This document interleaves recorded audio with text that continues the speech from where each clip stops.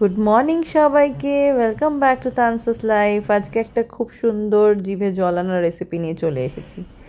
আজকে আমার হাজব্যান্ডের ছুটি ছিল, তো আজকে সকাল সকাল রান্নার জন্য রেডি হয়ে গেছে। শুরু করছি একদম চিংড়ি ছাড়ানো থেকে শুরু করছি। চিংড়িটা ছাড়ানো চলছে, এটা চাপা চিংড়ি, আমি ছাড়াতে পারি না, ওই ছাড়াচ্ছিল। তোমাদের সাথে শেয়ার করে নিলাম ছাড়ানো থেকে, যাতে তোমরাও যারা যারা জানো না ছাড়াতে তারা এখান থেকে দেখে শিখতে পারো। আমিও মাঝে মাঝে এই ভিডিওটা চালিয়ে দেখবো, দেখে শেখার চেষ্টা করব, দরকার নেই ওই করবে। তো আজকের রেসিপিটা শুরু করছি। ফার্স্টে চিংড়িগুলোকে ভালো করে ছাড়িয়ে নিতে হবে, ছাড়িয়ে নিয়ে ওয়াশ করে নিতে হবে।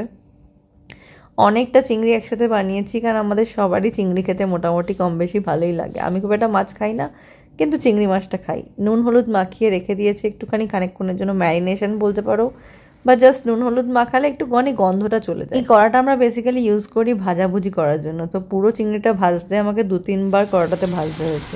বড় কড়াতে নিয়েও একসাথে ভাজা হয়ে যেত, প্লাস গ্রেভিটাও হয়ে যেত, কিন্তু এই কড়াটায় খুব সুন্দর, খুব তাড়াতাড়ি ভাজা হয়ে যায় একদম ডুবো তেলে। লাল লাল করে ভাজা হয়ে গেলে পুরোটা একসাথে তুলে একটা জায়গায় সেপারেট করে রেখে দিচ্ছি। তারপরে গ্রেভি বানানোর জন্য আমরা নিয়ে নিচ্ছি সর্ষে, পোস্ত। সর্ষে আর পোস্তটাকে ভালো করে পেস্ট করে নেবো অল্প একটু নুন দিয়ে। এরপর এটাকে পেস্ট হয়ে যাওয়ার পর কড়ার মধ্যে গ্রেভিটা বানানোর জন্য ভালো করে একটুখানি নাড়িয়ে নিলাম। পুরোটাই হবে গরম জলে। বেসিক্যালি সব রান্নাগুলি একটু গরম জলে করলে টেম্পারেচারটা মেনটেন থাকে আর টেস্টটাও খারাপ হয়ে যায় না। গ্রেভি রেডি হয়ে গেছে, এরপর ভেজে রাখা চিংড়িগুলোকে দিয়ে দিচ্ছি।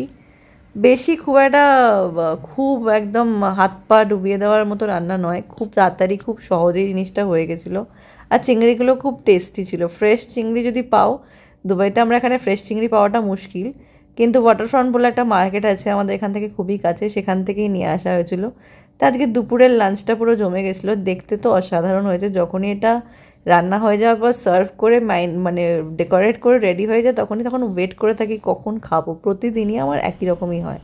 তোমরা সবাই ভিডিওটা অবশ্যই কমেন্ট করে জানিও কেমন লাগলো, বাড়িতে একবার ট্রাই করে দেখো। তোমাদের কেমন লাগলো সেটা অবশ্যই আমাকে কমেন্ট করে জানিও। খুব শীঘ্রই নতুন একটা ভিডিও নিয়ে দেখা হবে। ততক্ষণে সবাই সুস্থ থেকো, সাবধান থেকো, ভালো থেকো। বাই।